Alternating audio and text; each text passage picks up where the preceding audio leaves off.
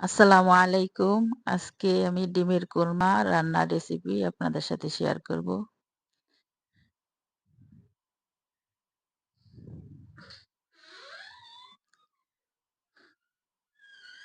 বিসমিল্লাহির রহমানির রহিম। আমি এখানে ডিমের কোরমা বানানোর জন্য ৯টি ডিম সিদ্ধ করে নিয়েছি।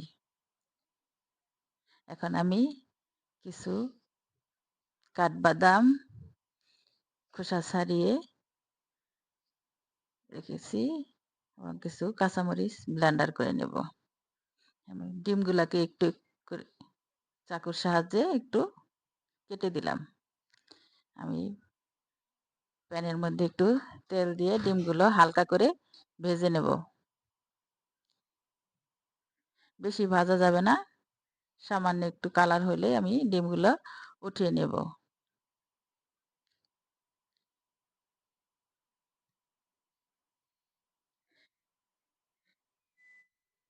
একটু নাড়াচাড়া দিয়ে উলট পালট করে ভাজি করব। সামান্য একটু লবণ দিয়ে দিলাম, ডিমের ভেতরে যাতে একটু লবণ যায়।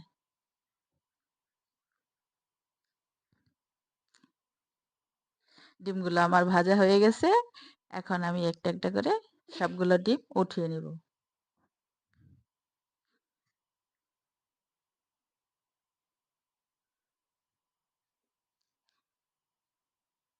বেশি ভাজবেন না, বেশি ভাজলে কোরমা খেতে ভালো লাগবে না। এখানে আমি কয়েকটা তেজপাতার টুকরো দিয়ে দিলাম, কয়েকটা এলাচ, ৩-৪টা দারুচিনি দিয়ে দিলাম। নাড়াচাড়া দিয়ে ভেজে আমি কিছু পেঁয়াজ কুচি দিয়ে দিলাম। পেঁয়াজগুলো একটু নাড়াচাড়া দিয়ে একটু হালকা ভেজে নেব। এখানে সামান্য একটু বেরেস্তা দিয়ে দিলাম। পেঁয়াজের সাথে একটু বেরেস্তা দিলে ওই বেরেস্তার গ্রানটা খুব ভালো হয়। এখানে আমি ১ চা চামচ রসুন বাটা দিয়ে দিলাম, ১ চা চামচ আদা বাটা দিয়ে দিব। পেঁয়াজের সাথে আদা রসুনটা আমি একটু ভেজে নেব, কাঁচা গন্ধটা দূর হওয়া পর্যন্ত।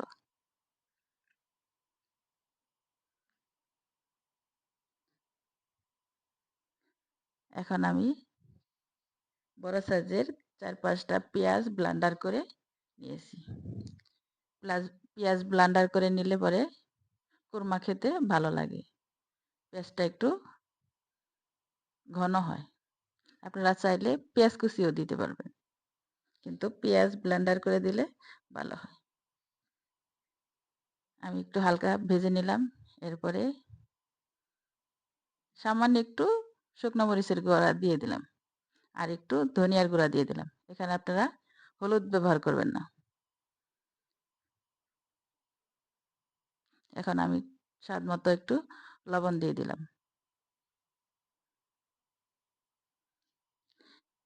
এরপরে কাঠবাদাম এবং কাঁচামরিচের পেস্ট দিয়ে দিয়ে দিলাম এবং হালকা নাড়াচাড়া দিয়ে দিব।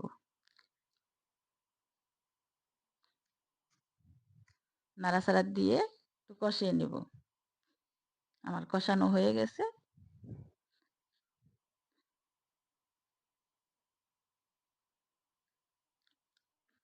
তেলটা উপরে ভেসে উঠেছে। এ পর্যায়ে আমি দিয়ে দেব একটু টক দই, 1/2 কাপ টক দই দিয়ে দিলাম। আপনারা টক দইটা আগের থেকেই বের করে পানিটা ঝরিয়ে নেবেন। তা না হলে তরকারিতে দিলে অনেক সময় তরকারিটা জমাট বেঁধে ফেটে যায়। তখন দেখতেও ভালো লাগে না এবং খেতেও ভালো লাগবে না। এজন্যে পানিটা আগের থেকে ঝরিয়ে নেবেন। এরপর নাড়াচাড়া দিয়ে আমি আবার সবগুলো ডিম দিয়ে দিলাম। ডিমগুলো দিয়ে আবার নাড়াচাড়া দিয়ে আমি আরেকটু কষিয়ে নেব।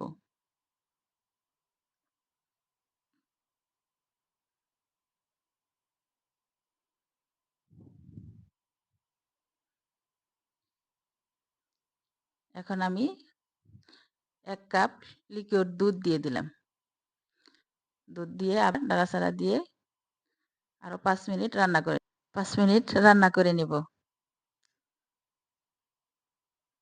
এখন আমি ৪-৫টা কাঁচামরিচ মাঝখান দিয়ে টুকরো করে দিয়ে দিলাম। জানি ঝালটা একটু বের হয়ে আসে। এরপর আমি ডিমের উপরে কিছু পেঁয়াজ বেরেস্তা দিয়ে দিব। কোরমার মধ্যে পেঁয়াজ বেরেস্তাই হচ্ছে সবচেয়ে আসল জিনিস। পেঁয়াজ বেরেস্তাটা দিলে সব করে দিলাম। ঘ্রাণটা খুব সুন্দর হয়। কে কে এক এক করে খাবেন আমি চলে আসেন। এটার আমাদের মধ্যে বাসায় আপনাদের সবগুলা দাওয়াত দিই। রইল। আমার রান্নাটা যদি আপনাদের কাছে সেটা পছন্দ লাগবে না। হয়, আমার সাবধান বা। চ্যানেলটাকে সাবস্ক্রাইব করে লাইক, কমেন্ট করে এমনি আমার পাশে বাইরে থাকবেন। রাত গরম লাগবে। খাবারটা সেই এসেছে। আল্লাহ হাফেজ। সাদা লাগবে না। এসে